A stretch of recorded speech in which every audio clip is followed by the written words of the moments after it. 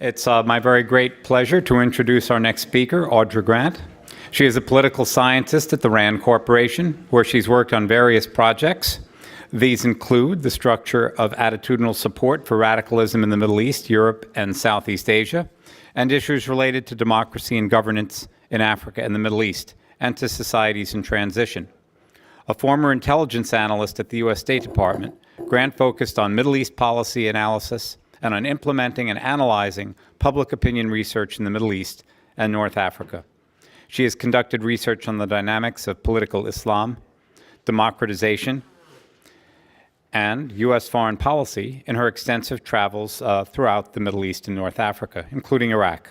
She has published articles on party dynamics in Algeria and Morocco, peace and reconciliation in Algeria, attitudes among Arab Israelis, identifying support for democratization among Palestinians, gender as a determinant of support for political Islam and hardline foreign policies, and illicit trade patterns in Africa. A visiting scholar at, let me say it correctly, Al-Akhwain University in Morocco. In fact, in Ifran, in the town that has the coldest temperatures in Africa, right? It's been like -8 degrees there. I think that's the coldest it's ever been in Africa. She has taught courses on Middle East politics and U.S. foreign policy, and is an adjunct professor at the George Washington University. She is fluent in German, proficient in Arabic, and has a PhD in political science from UW Milwaukee. It's a great pleasure to introduce Audra Grant. Thank you. Thank you. Thank you so much for having me. I've been asked to talk about reform in Morocco, which is a very timely and important topic, given that this is occurring against the backdrop of collapse of governments in Tunisia and Egypt, which stunned the international community, as well as significant reforms and transitions in other countries, and also amid varied state responses to Arab Spring protests.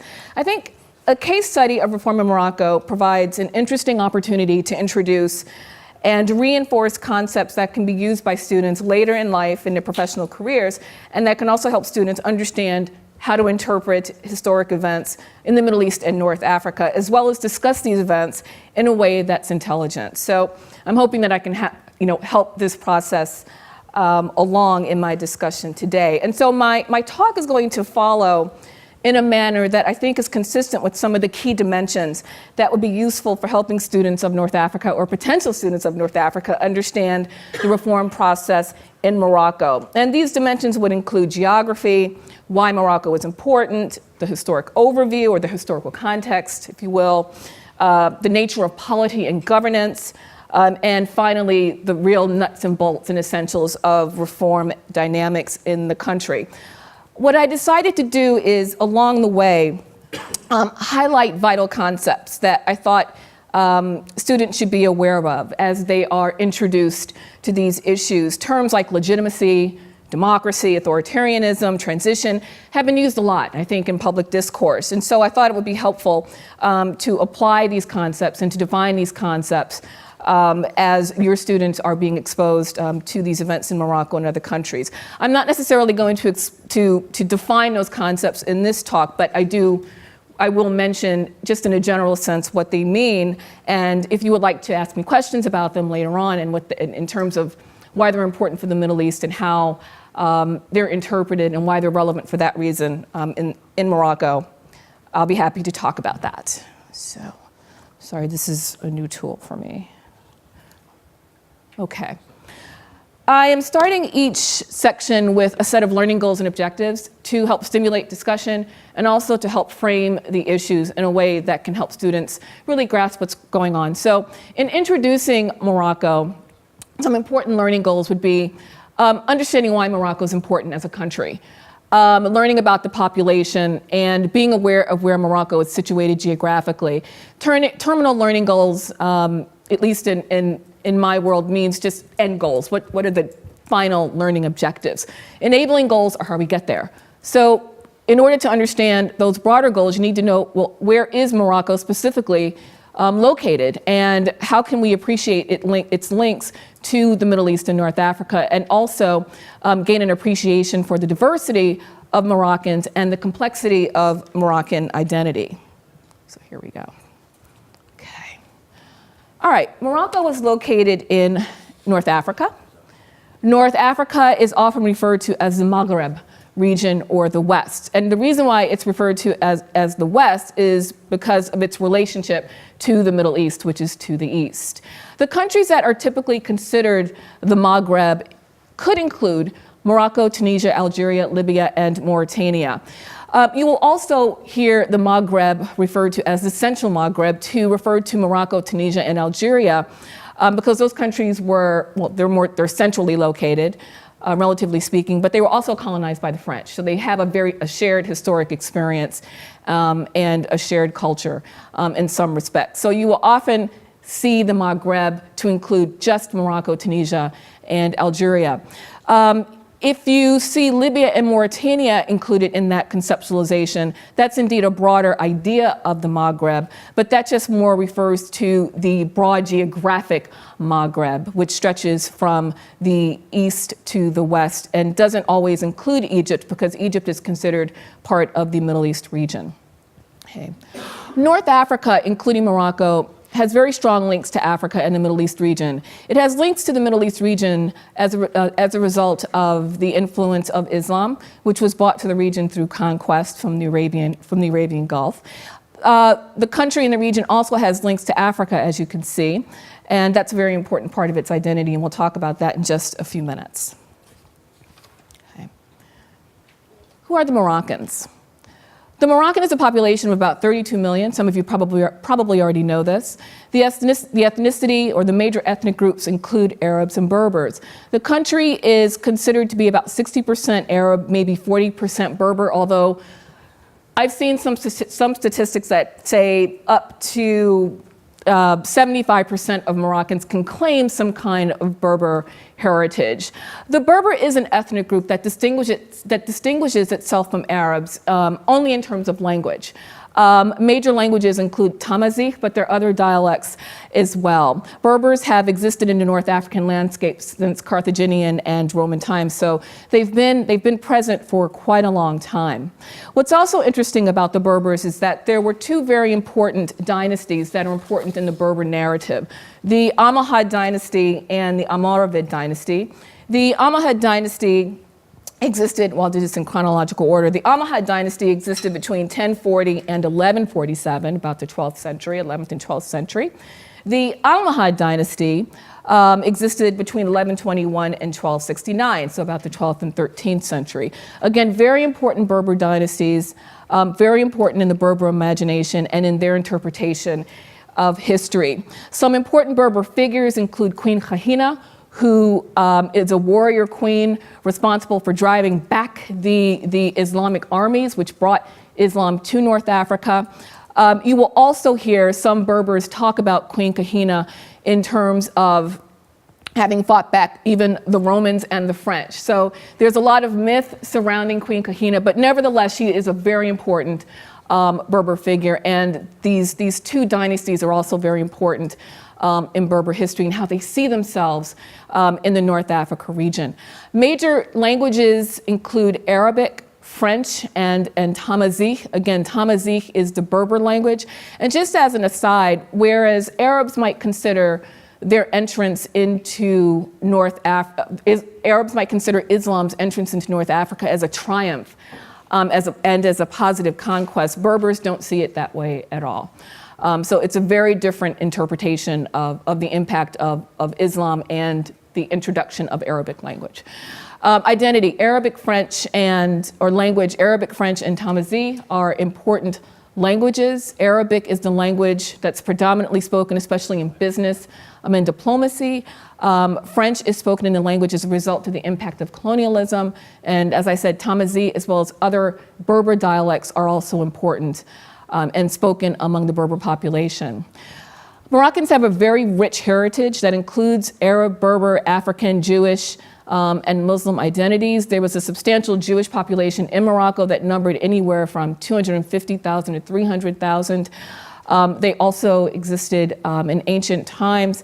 The population started to decline around 1948 with the founding of Israel. Prior to that, they were generally accepted and integrated into the population there. Now the Jewish population numbers about 6,000. Most Moroccans are Sunni Muslim, and many practice the Sufi Islamic tradition. Islam in Morocco is influenced by Maliki and Sufi Islam. And for those of you who aren't familiar with Maliki Islam, it's considered the third largest school, or the madhab. I don't want to go into too much detail about that, but the reason why I highlight these two features of Islam in Morocco is because I think it makes Morocco special, and it distinguishes Morocco and North Africa, I would argue, from the rest of the Middle East. And so it's the third largest school or madhab of Islam. It differs from other schools simply in terms of sources for rulings. It relies on practices of the people of Medina, okay, the ancient, or the holy city located in Saudi Arabia. The people of the Medina are considered living examples. And so that's how that's distinguished from other forms of how Islam is practiced. There are also some slight differences in prayer style. The other schools include, that are not necessarily relevant here, but just the other three major madhabs or schools of Islam are the Hanbali, which is rather strict and includes Wahhabi Islam, Shafi, which is more liberal in terms of social and personal issues, and Hanafi Islam, which is considered most liberal. Again, these are the schools of Sunni Islam. There are others, and of course, it's very diverse across the Shia spectrum as well, but this is what's relevant for Morocco. Now, Sufism is a very important part of Moroccan identity. Many Moroccans practice Sufism in some way, shape, or form. It enjoyed a resurgence during the 1990s thanks to greater liberalization and reforms instituted by Hassan in the late 90s in particular, and that were later expanded under King Mohammed VI. It's become more popular among youth in recent years. You'll find Sufism subtly infused into various kinds of Sunni rituals, but suffice to say, Sufism originated in Khorasan, which is in eastern Persia, around Iran, the area that was Iran and Baghdad. It made its way to Egypt and also Syria, and finally found its way to Morocco sometime around the 12th century or so. The major brotherhoods, or Sufism is characterized by the existence of brotherhoods, or zawiyas. The first brotherhood really didn't exist until much later, until around the 17th century or so. But suffice to say that Sufis believe that their religion stems from Muhammad, just like everybody else in the Muslim world, and that God was told to assign teachers or masters, and that's where we have a slight difference. They certainly emulate Muhammad. They believe in unity, in the concept of Tawheed. They believe in Allah. But they eschew the strict adherence to Orthodox Islam, Orthodox Sunni Islam, and emphasize a much closer relationship with God through actions, through teaching, through special discipline, through song, through dance, through poetry, okay? Ecstasy is reached when you reach that special relationship or connection with God, and you do this through song and dance and these sorts of more expressive activities. You can find Sufism all around the world. It exists in Sudan, northern India, Turkey, Afghanistan, many different countries. There are major orders throughout the North Africa region. In Morocco, major orders include the Tijaniya. It's very prominent. And it emerged in response to colonialism.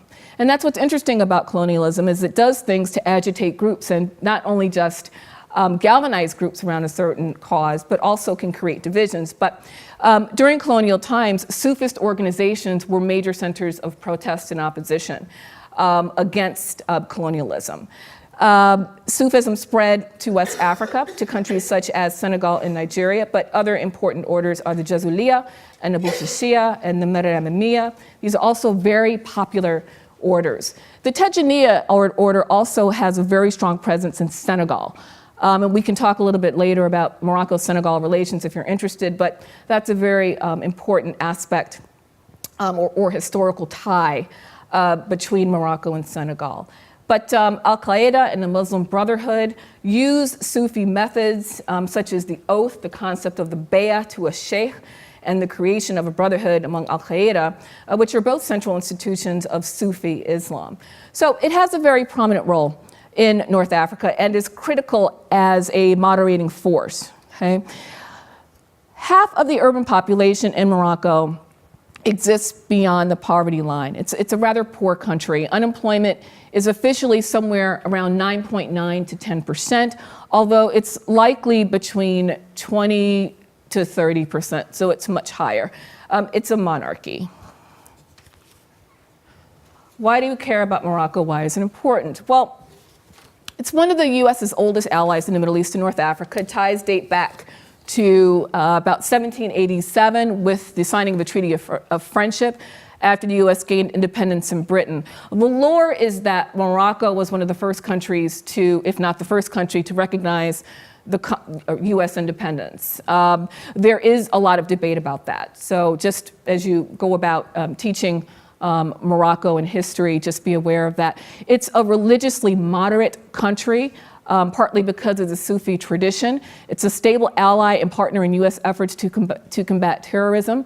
Economic ties between US and Morocco have increased in recent years, in particular as a result of the signing of the Free Trade Agreement, which was established in 2006. But there are questions about state legitimacy after the long aftermath of colonization and institutional adaptation and change. Morocco's had its challenges. At the same time that it's a progressive country, and at the same time that it has a traditional authority embedded in a monarchy that's reasonably stable, there have been times when authority has been challenged. For example, under Hassan during the 1970s, 71, 72, there was an assassination attempt, and in 73, a coup attempt, and we'll talk about why when we get into modern statehood in a few minutes. During the 1980s, there were significant riots in Morocco as a result of difficult economic situation, economic recession, and these sorts of things. Shortage of food, rise in food prices, and cutting of food subsidies. This led to reform in the 1990s, and now looking into this current decade, 2010, and now with 2011 and the reform process that's underway in the country now, there are significant challenges. So we care what happens to Morocco because it's a partner, and we also care about what those implications are for security and stability. For the EU, the concerns are related to immigration and security. As some of you know, there's a significant immigration or migration belt between the European Union, specifically Italy and France, and North Africa, which including Morocco and Algeria and Tunisia. So the more immigration, the more difficult it is for the European Union to absorb North African migrants. And against the backdrop of the rise of right-wing parties, there's a lot of pressure to stem migration and to deal with it in a way that promotes economic security in North Africa in order to mitigate migration flows. There's also the emergence of new identities and demands. The end of colonialism in Morocco did not erase attachments to language, ethnicity, and religion. There are claims among Islamists, even now in the reformist climate, and Berbers who want change, and other sorts of reformers who also want change. So there are still claims and grievances that are organized along religious lines and ethnic lines, as well as other lines as well. What's important about the Islamic context is that there are two major groups. I mean, the Islamic movement in Morocco has been present in the country for a long time, but powerful Islamist movements don't have a significant presence in the country. The country still is not immune to the forces of Islamism. There have been politicized groups in the country since the 1960s and 1970s, and they emerged as a counter to leftist ideologies and that questioned the king's authority and that protested the dismal economic conditions, some of which I talked about. They also rose in response to urbanization and modernization and the dilemmas and the challenges that those broad processes brought with them. Now, for the most part, the Islamist movement in Morocco has been peaceful and have opted to work with the monarchy, but Islamism has been on the rise over the last 15 years or so. A critical group is the Party for Justice and Development, which was formed around 1969. It's the PJD.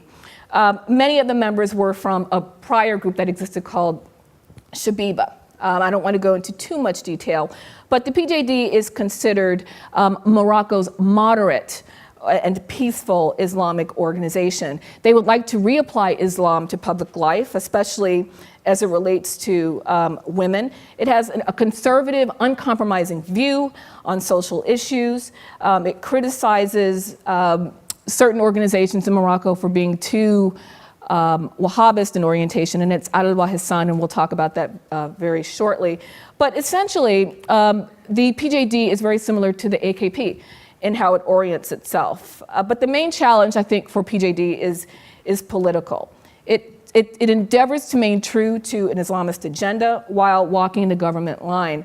The organization is gaining support among the broader population. It does have a pretty solid basis of support among a wide variety of Moroccans, not just among the impoverished. But it's not growing so fast that it's of great concern or alarm to the king, but it is being watched very closely, and we'll talk about those dynamics in a few minutes also. The questions related to the PJD are, could the organization move towards a harder line as it gains more confidence in participating in politics? Some say that it's kind of a Trojan horse of an Islamic radical party. And we'll go into a little bit more detail when we look at the trajectory of reform in the country. The other important Islamic group is not so moderate. And that's the wa-Ihsan, the Justice and Spirituality Party, much more hardlined, formed also in 1969, again during that religious resurgent period by Sheikh Ahmed Yassin.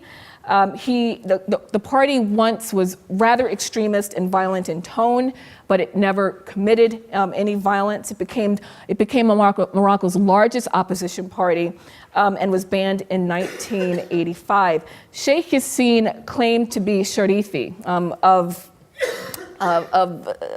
related to the Prophet Muhammad. Like King Hassan, which is a direct challenge to the king's authority in some respects. wa-Ihsan rejected the king's authority, and like the Egyptian the Egyptian Muslim Brotherhood, tried to become involved in the provision of social services. But it wasn't very successful or it was challenged in that activity over the longer term. wa-Ihsan rejects the political process and elections. It says they are a sham. It condemns violence now, however, because if it does not condemn violence, then nasty things can happen to party members. It's less conservative on social issues than the PJD. I mentioned that there was a definite difference between the two, and that is indeed the case. It would like to see a modern-day caliphate in Morocco. It's large. It has been large and very well supported and well structured. And its members have learned the writings of Sheikh Yassin and participate in study groups, but are very keen to weed out extremists. And they also have a website. So it's a party that's active and it's a party that's capable, and it stands in juxtaposition to the moderate PJD. And the main challenge, I think, for wa-Ihsan is simply surviving. Sheikh Yassin wrote 2 open letters in 1973 and in 2000, sharply criticizing the regime. That put him in direct crossfire with the king, which was a no-no. So a main challenge for this party is just staying the course and being able to exist against a backdrop of some very heavy-handed tactics against the organization. Okay, now we move on to history. In understanding Moroccan history, some important longer-term goals or end goals are to understand that where Morocco now is a function of past experiences, to learn how historic events have influenced the nature of contemporary institutions, and the way that we get there is to describe the nature of French colonialism, to see how colonialism differed between countries like Algeria and also Tunisia for that matter, and understand how the state's role in economic development and nation building in the post-colonial era influenced current structures and political dynamics. Morocco was colonized from 1912 to 1956. It enjoyed a much shorter period of colonization compared to Algeria, which had the misfortune of being colonized from 1830 to 1962, and Tunisia was colonized from 1882 to 1956. As we know about French colonialism, probably the French dominated all aspects of political, economic, and social institutions and political life, public life in Morocco. The French settlers occupied the best lands, they led policy and decision-making, Moroccan identity and culture was affected, French became a key language. So the French presence was indeed very pervasive in Morocco, but it was even deeper and pervasive in Algeria. A big difference between Morocco and Algeria, and I would even say Tunisia, is that colonialism basically, how should I say, it almost eliminated all institutions in Algeria. By comparison, in Morocco, the monarchy functioned and survived, and institutions in Tunisia also managed to function and survive, the indigenous institutions. In Algeria, it was very different. France wanted to make Algeria essentially a province of France. The North Africa region in general was attractive to France because it had arable land, and there was also room for the French population to go. Amid large population increases there. So North Africa was also a boon economically, and most of the wealth that was accrued in in North Africa went back to the motherland in France. The Spanish also held territory in Morocco, and they were involved in the region or in Morocco dating back to the late 1800s. They occupied the northern and southern parts of the country, and through various treaties and agreements reached during 1904 and 1906 with the Algeciras Treaty and 1912 with the Treaty of Fez, Morocco was eventually carved up between the Spanish and the French in particular. The Germans tried to get a bite of that apple, but they weren't very successful. And so the Spanish ended up occupying smaller parts of northern and southern Morocco, including the Western Sahara or the Moroccan Sahara. The French got everything else.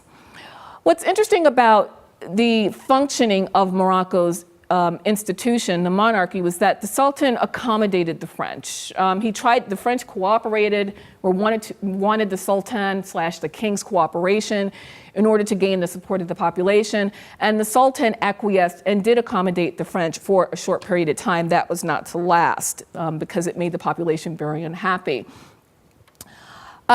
As French colonialism wore on, Moroccans, of course, grew discontent and very resentful of French colonization. Nationalist movements in Egypt and elsewhere in the Middle East inspired the Moroccan population and inspired a drive or a desire for independence.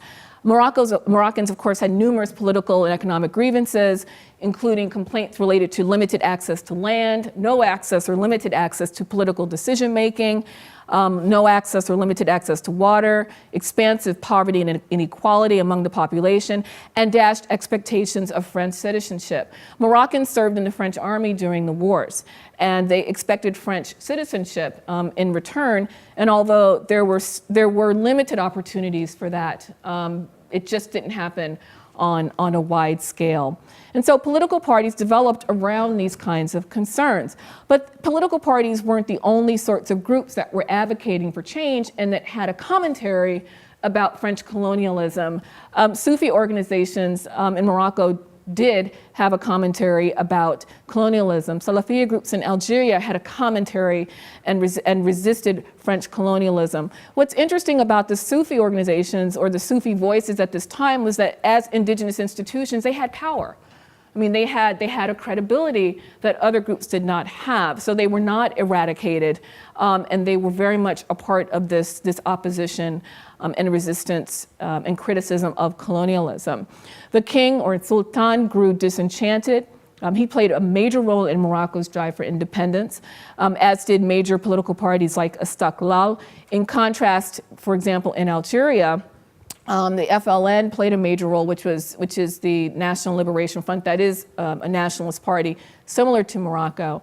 But also important secular leaders had an important role in independence, as did the what would be the Algerian National Liberation Army, which would become the Algerian Army today. So a stronger military presence involved in independence and more of an intermingling and integration of political and military forces in Algeria. This was less so in Morocco.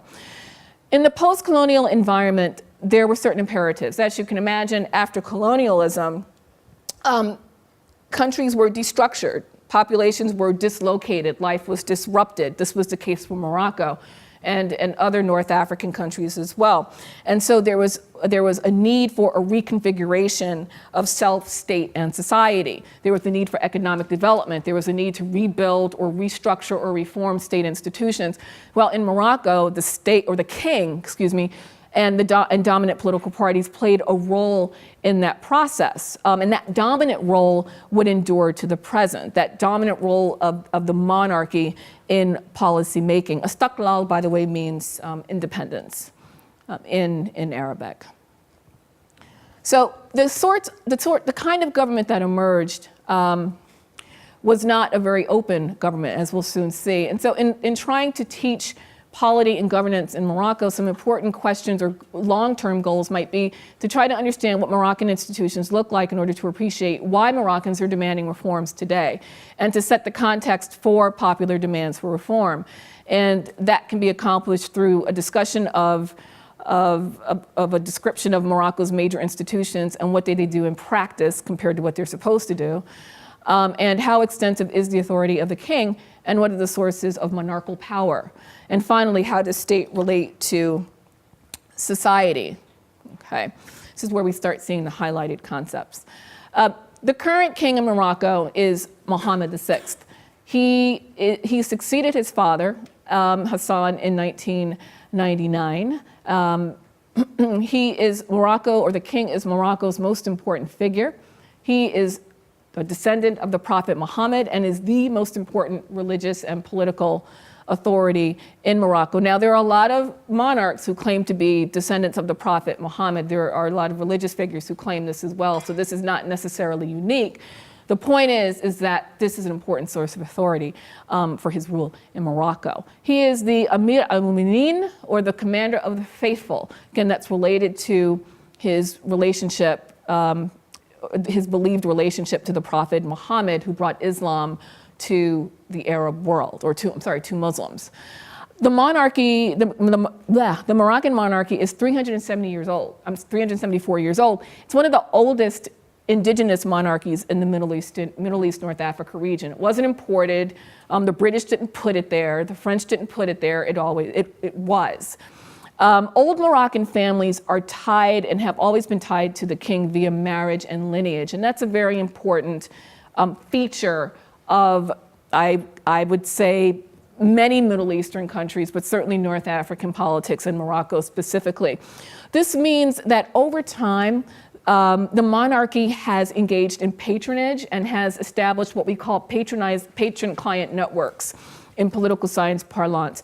That's basically networks of support whereby the king or leadership grants privileges to certain groups in society, and in exchange, those groups support the king. So there are a lot of old families, such as the families of Fez, or the Fessi family, that are tied to the king via marriage and lineage. So there are a lot of people that depend on him for privileges and support.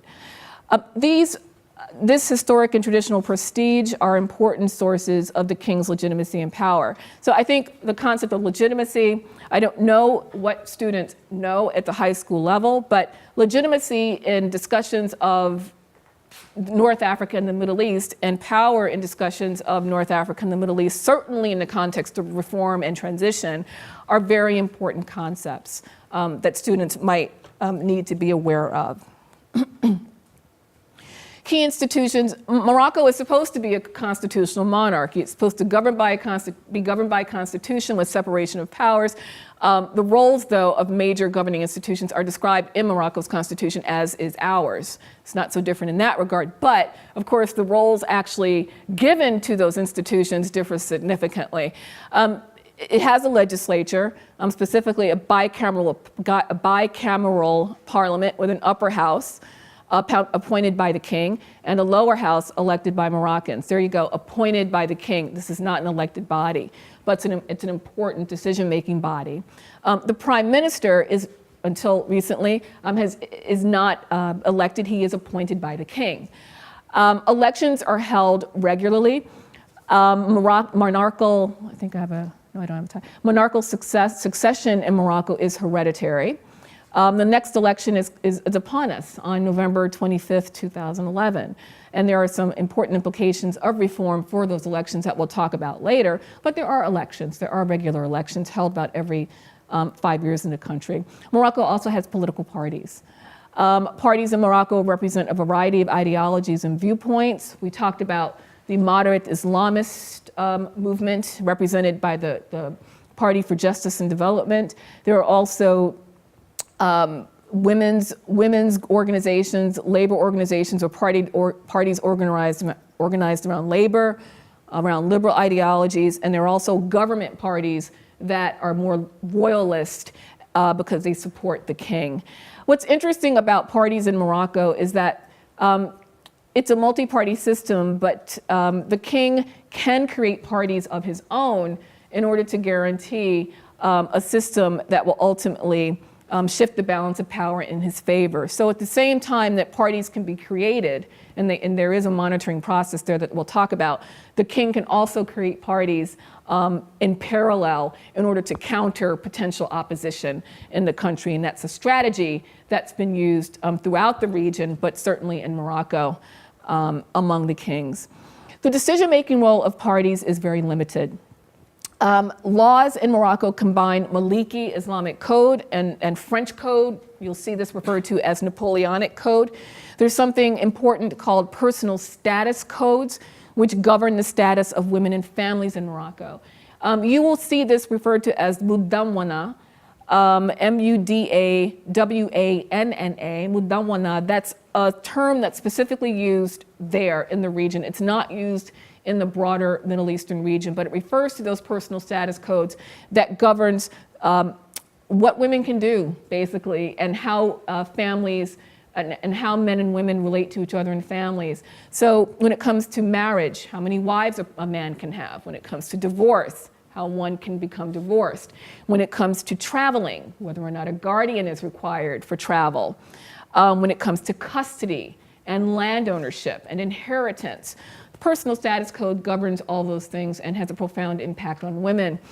Morocco reformed its personal status code in 2005.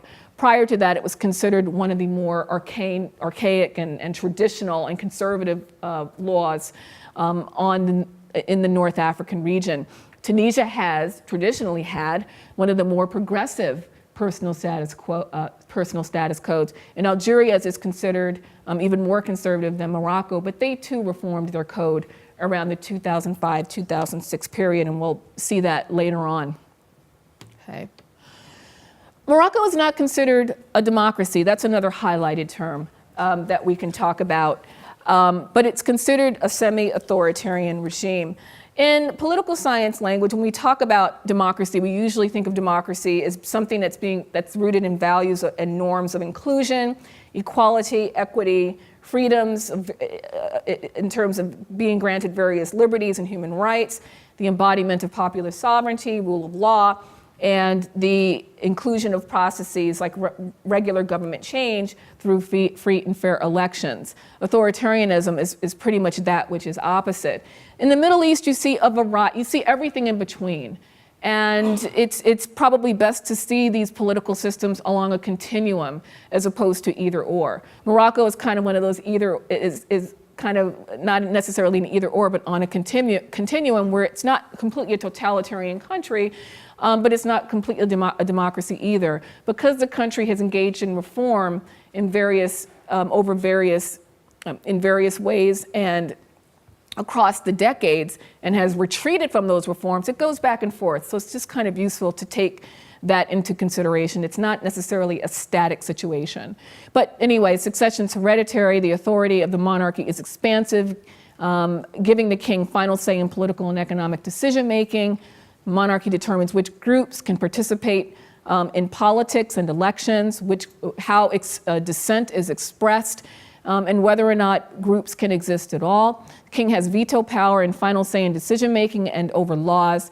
The king also controls religious and political debates, and I think that's another important source of power for the monarchy because it's a way of containing the Islamist movement in the country by being the major arbiter of religious and political issues. He takes the conflict and the dilemmas, rises above the groups, and makes a decision or makes a commentary, and that's how it is presented to the public.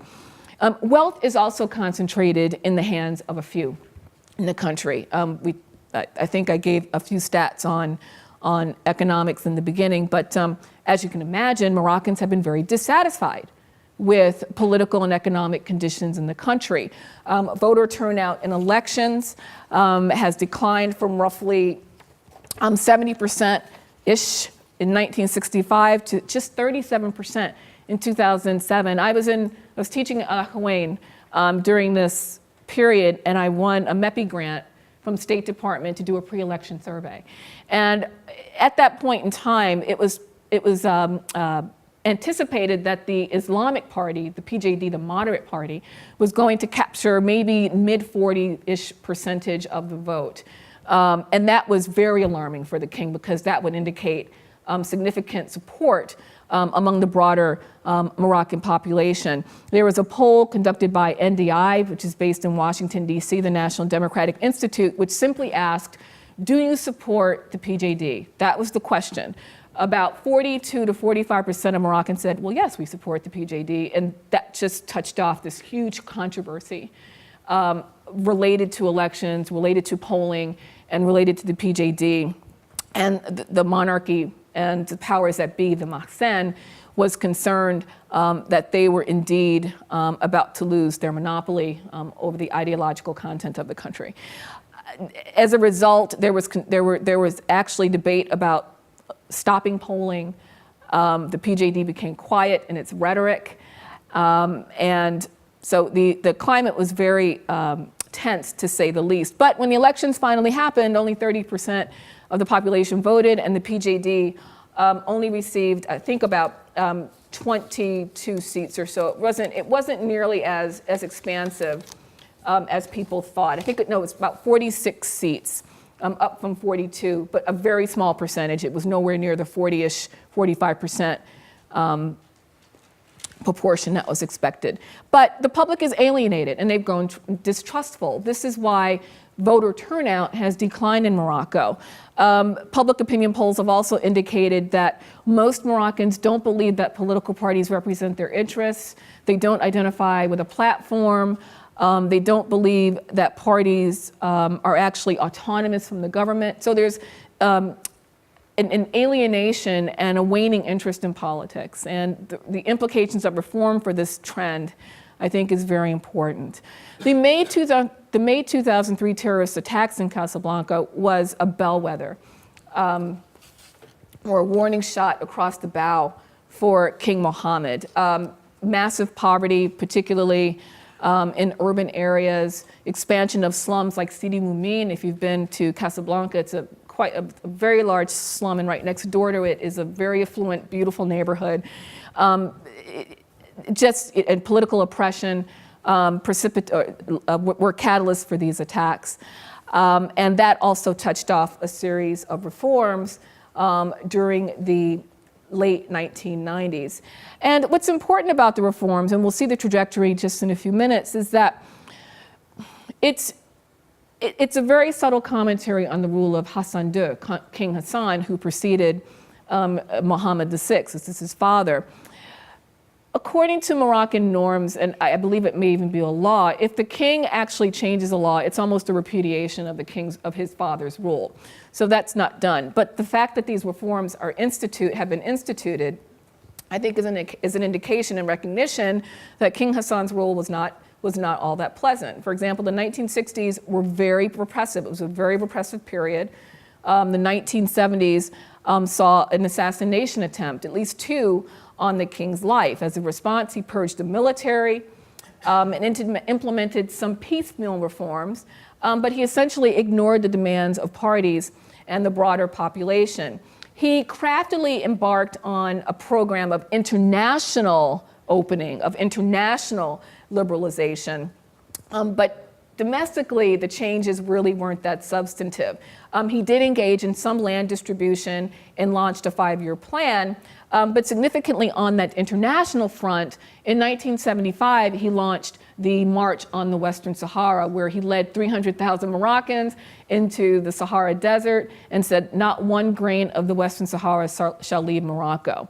So Morocco claimed the territory, occupied the Western Sahara territory, and at least during Hassan's reign, it was an important rallying point for Moroccan nationalism. It was a way of distracting the population away from domestic ills and potentially boosting Morocco's reputation regionally, and possibly internationally, but it really didn't happen that way. And I talked about how during the 1980s and 90s, food protests and riots brought on by economic crises caused a crisis for legitimacy for the regime. So there are reasons why this sort of violence is an important signal, and why leaders, even in Morocco, with its semi-authoritarian nature, pay attention to them. And it's this kind of political climate that was a source for Arab Spring and the call for reform. So what are the sources of demands for reform? What does the opposition look like in Morocco? And what are the differences and responses among states? And what are the main demands? We can understand that by discussing what are the political and economic grievances of Moroccans. How does Morocco's response differ from that of other states? Why is Arab Spring unique, and what challenges lie ahead for Morocco? I imagine you all have had conversations about Arab Spring already, so I don't know if this is necessary, but the reasons for Arab Spring in other countries throughout North Africa and the Middle East are the same for Morocco. The origins are political and economic, widespread poverty, significant gaps between rich and poor, massive unemployment, particularly among educated youth, who represent about 60% of the Moroccan population. I've seen figures as high as 66. I don't know if that's quite accurate. Corruption, lack of political and economic opportunity, entrenched power. All of those things are problematic for Morocco. Moroccans were influenced by the same, again, the January 2011 spring protests and transitions in Tunisia and Egypt. Transitions is probably a word that we should bold as well, because transitions connotes the process of moving from a form of non-democratic governance to a form of democratic governance or some other type of governance. Basically, a move from one type of governance to another type of governance. There was a large group of roughly 40,000 Moroccans. They called themselves the February 20th Movement, who launched protests demanding change. I happened to be in Morocco during this time, during the King's speech, where he said he was going to introduce reforms, and also during a lot of protests, including this one.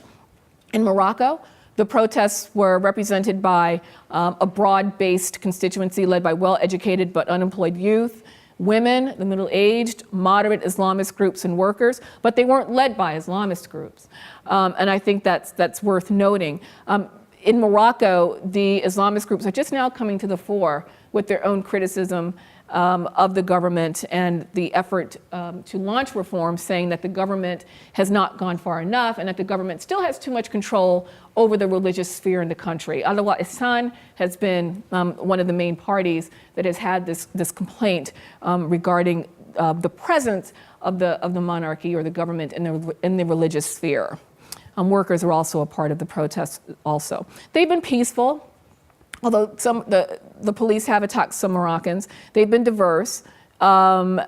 Mobilization and communication has been rapidly aided by social media tools, but not caused. I mean, the protests were not caused by these tools. They're simply a means to an end.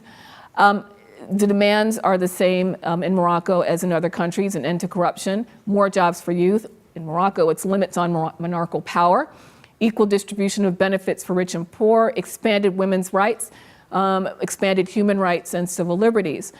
Reformers do not want an Islamist state, by and large, and they don't advocate jihad as Osama bin Laden and al-Qaeda would have predicted. Moroccans have stopped short of calling for an end to the monarchy, and I think that's also significant. They have not called for a removal of the current regime. but rather they are calling for change. Arab demands resemble those of the Occupy Wall Street protesters in the US, who are also inspired likely by Arab Spring, and you've probably talked about that as well. Here we go. I have a video that I'm going to try to load up for you. Is it Alt-5? Alt-Tab. Alt-Tab? Let's see if I can do it. No, it didn't work. No. One more time, try it again. There you go. I got it. Thanks, sorry. No, it didn't work. I have a video that I thought might be interesting for you all to share with students, if you wish. Yeah. أنا مغربية بعد نخرج نهار 20 فبراير قصبغيت المغرب ديال كلشي بلا حضر وبلا تمييز. Just to get a flavor for what people are asking for and how diverse the voices are. أنا مغربي نخرج 20 فبراير باش نخدم لا ما نعطيها شغل. أنا مغربية وغنزل نهار 20 فبراير حيت بغيت التعليم ديال كلشي ماشي كنلعب بالفلوس. أنا مغربي وغادي نخرج نهار 20 فبراير باش اللي مريض يدخل للسبيطار ويداوى فابور وبلا معاه. شتا مغربيت نظف راسي 20 فبراير بغيت خصنا نعرف الناس يديروا وخصك تعطي ليا انت تنعرف. أنا مغربي وغنخرج نهار 20 فبراير باش تحترم حقوق العمال وما يبقاش الاستغلال. أنا مغربي غنزل نهار 20 فبراير تبغي الحرية ولا أنا مغربي غادي نخرج في 20 فبراير باش ما يبقاوش الناس ساكنين في البلاد. So this is just an example of the sort of video that can be shared. Thank you. I really appreciate it. And finally, as I wrap this up, oops, not going back, but hopefully forward. These are some pictures that I took when I was actually in Morocco, staying at this great hotel called the Belima in Rabat, across the street from the Parliament building, which was kind of ground zero for protests. There were a lot of labor protests. This person is associated with the Fessi faction in the country, and what I thought was fascinating was that while you saw these signs that with people's names, various government representatives' names and faces crossed out, even signs that said "get out," you saw this person and several other people walking up and down the line with their hands on their hearts with the picture of the king to indicate that this is not about the monarchy. This is not about the monarchy. This is about everybody that surrounds him. So it's kind of a surrogate for what's going on inside the palace, but they stopped short again of saying, we want you out. Okay, I just had here a brief summary. I know my time is up on some of the different sorts of responses that you see in the Middle Eastern region and how Morocco differs. Broad accommodation, resistance, and moderate accommodation, as in Algeria, resistance and violence in other places like Syria, regime collapse as in Tunisia. And finally, why have protests and reform effort in Morocco unfolded peacefully? Well, in part, Morocco's been on the path of reform since the late 1990s under King Hassan. Moroccans don't seem to want their country to descend into violence, and though long critical of the monarchy, I think there's still a lingering appreciation for the institution. As I said, Moroccans have not condemned the king, which has probably also contributed to a less harsh response, although people have been hurt. And finally, this is just kind of a brief snapshot of the reforms in Morocco over the years, both of a constitutional nature and related more specifically to human rights and civil liberties. As you'll note, some of this began under King Hassan in the 1990s. So it wasn't as though his rule was a complete, was completely unfortunate, though it was known as the years of lead.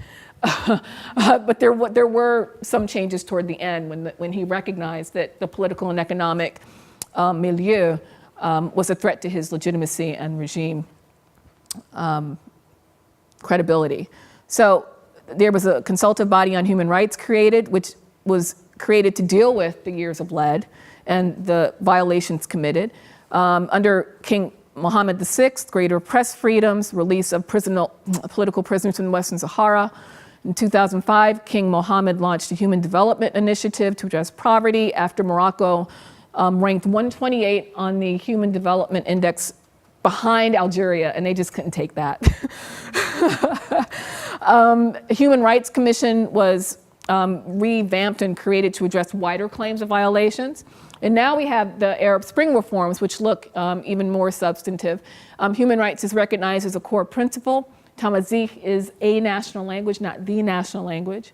Gender equality is recognized. Critics say this is just too vague and doesn't mean very much. And finally, on the constitutional side, powers of the prime minister are expanded. That's significant. He'll be popularly elected, can select cabinet members, and can dissolve parliament.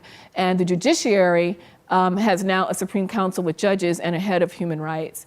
So those are significant reforms. But of course, the king still is the most important leader in security and political affairs. And so critics of the February 20th movement say that that reforms have not gone far enough. So that's where the challenges lie. If they don't go far enough, what's going to happen? Are we going to see an uptick in protests? Just a couple of weeks ago, there were some more protesters numbering 5,000. A lot, I think there's a lot that's still an open-ended question, and maybe some potential exercises would be to ask students to compare and contrast reform dynamics addressing these questions. And that's all I have. Thank you.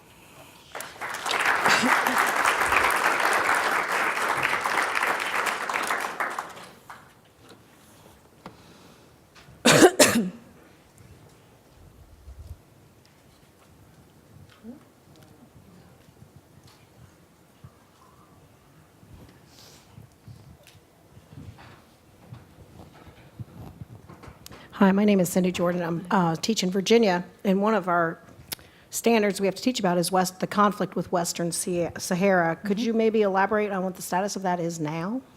Oh, the status now. It's one of the longest standing disputes in the world, and right now it still continues to be in stalemate. There was an autonomy plan that was submitted Morocco was supposed to submit an autonomy plan in 2009.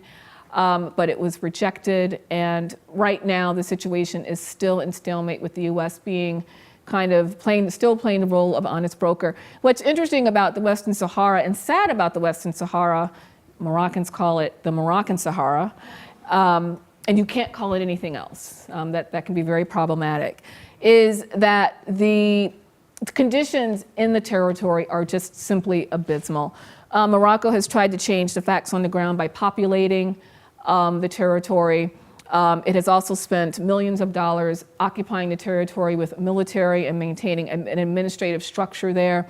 But the population is growing. It is too more youthful, and there have been protests over recent years as clashes have occurred between the population and the military.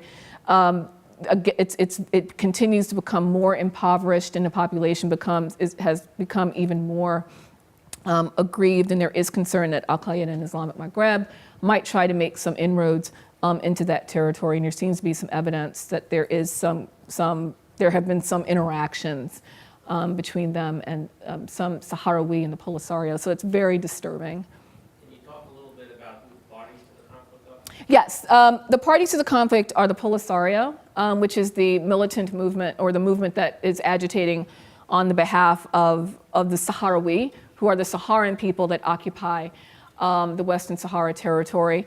There is the Arab Saharan Democratic Republic, which is the name of the entity that it would like to be when it grows up one day. And there are the Moroccans, which occupy the territory. There are the Algerians, which have been a thorn in the side of the Moroccans because the Algerians have supported the Polisario. And this, of course, has been much to the chagrin of Morocco because Morocco believes that Algeria has broader ambitions and wants to become a hegemon in the North Africa region. And this dispute has been a tremendous source of rivalry between the two countries, so much so that it's been difficult to get the countries to cooperate on any kind of political and economic issues. There was an attempt to establish a Maghreb union between Tunisia, Morocco, and Algeria, and this conflict between Morocco and Algeria has been a significant obstacle in efforts to cooperate. The border between the countries is even closed. So Those are the main actors. I would also say MINURSO, which is the UN mission in the area, which has been renewed, which was recently renewed, is also active in the country. At one point, there were several countries that were involved in this dispute. They included Spain, Mauritania, France, and Morocco. Morocco laid claim, or Spain gained access to the Western Sahara around 1884 as part of the Berlin Conference, which carved up Africa, and Spain benefited from that. Morocco and Mauritania, however, laid claim to the Western Sahara. Why? Well, apparently, what happened in history is the Sahrawi took a bay'ah, an oath of allegiance, to the Moroccans. And the Moroccans interpreted that as a lifelong alliance and loyalty. An indication of loyalty from the Sahrawis, but really it was strategic because they didn't want the Mauritanians messing with them, and they thought it was just better to get in bed with the Moroccans. It was a purely strategic move. They also share tribal ties, the Hassaniya, major tribe in the region. And so this has been the basis for Morocco's claim, that oath and the shared tribal ties. The Spanish were backed by the French in their efforts to keep the territory until about 1975, and the Sahrawi, who did not want to be controlled by the by the Spanish, were backed by the Moroccans. Morocco finally launched that march, that Green March in 1975 to claim the Western Sahara, and it was very timely because it came, again, after those assassination attempts and a failed coup in 1973. It was the Madrid Agreement that would divide the territory of the Western Sahara into three areas, including between Spain and Morocco.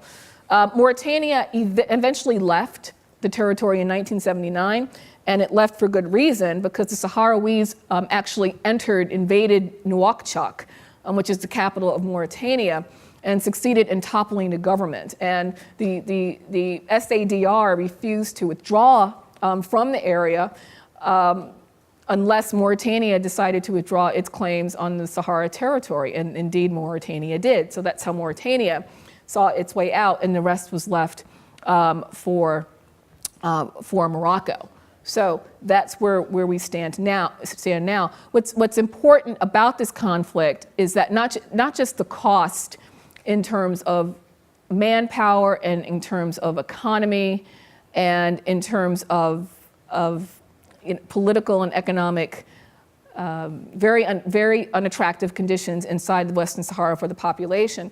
But more countries recognize the Sahrawis' claim to self-determination and independence than recognize Morocco's claims on the Western Sahara territory. But yet Morocco structures many of its bilateral alliances depending on where countries stand with Morocco on that issue. So if you don't like what Morocco's doing in the Western Sahara, they may not, they're not going to like it, and they may choose not to have diplomatic relations with the country. And this has been a problem for Morocco and South Africa, for example. So that's where we are now. It still has the territory at enormous cost, I would argue, and the reasons for keeping the territory are no longer the same as they were under Hassan. Hassan was experiencing a crisis in legitimacy. The economy was falling apart. There were protests in the country. Again, assassination attempts. I mean, there were some very real political and economic problems in Morocco that necessitated some kind of foreign policy coup to galvanize the population around a cause. Those pressures don't really exist anymore for Mohammed VI. I mean, he's still reasonably popular, at least relatively speaking. He's reformist, he's progressive. Morocco's economy is still struggling, but it's not as poor as it used to be. Literacy is improved.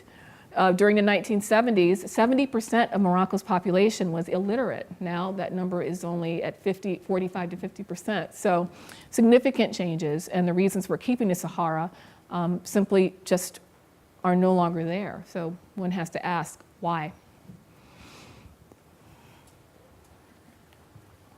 Could you put the map back up? I sure can. It's just a little piece of it, but.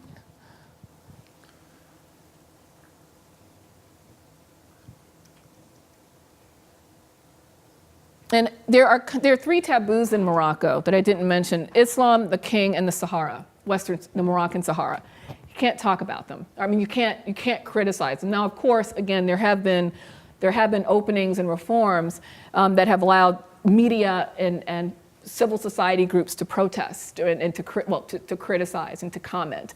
So that's not exactly true, but one has to be very careful. One has to be very careful treading those waters. Jason O'Connor, North Broward Prep. Because of French contentious relationship with Tunisia and Algeria, are they trying to influence what's going on with the Arab Spring, or any other European country trying to influence? I don't see other European countries trying to influence what's going on with the Arab Spring, other than discussions about aid and how the process can be shored up by economic aid, which is a similar debate going on here in the U.S. But I'm not aware of any efforts to influence the process from France. It doesn't mean it's not true, but I'm not aware of any.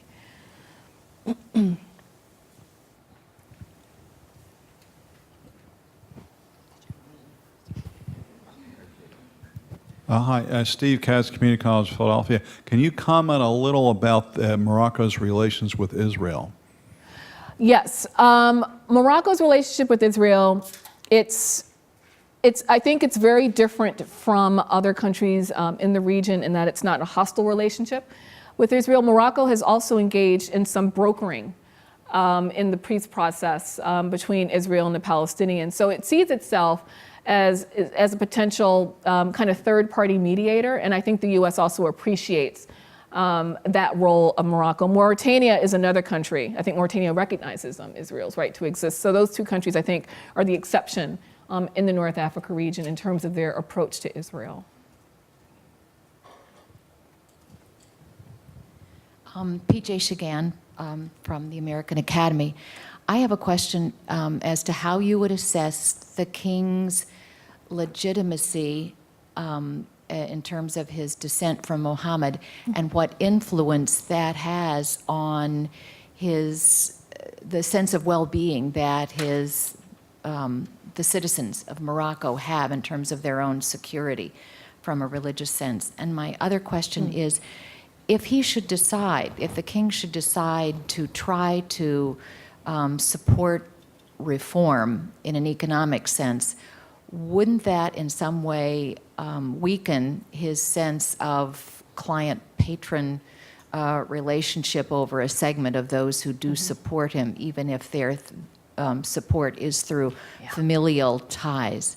Good questions. The king's, that traditional source of authority, that historic traditional source of authority is an important pillar of legitimacy for the population. And I think it also contributes to a kind of paternalistic style of rule where people expect to be taken care of by the king. It is his role, it is what he does. And as long as he has access to those sources of patronage, in other words, as long as the monarchy's coffers are wealthy, he can maintain and even expand those linkages. So the public can potentially feel very secure as long as those things exist, at least the elites. Now, in the broader population, the problem is slightly different because they don't benefit from that. It's a very different dynamic. But what has happened over the years is that other interests have emerged as Morocco has become a more urbanized and modern and industrialized country. There are business interests, there are entrepreneurial interests, and there are other ways to improve society. But the public does expect the king to take care of them in the broader sense, providing education and basic goods and services, and those things cannot go away. My personal belief is that if that ability to carry that out does go away, that can cause a very significant problem for the public.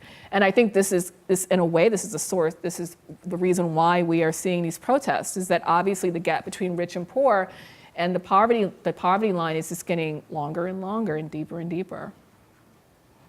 Last question for me.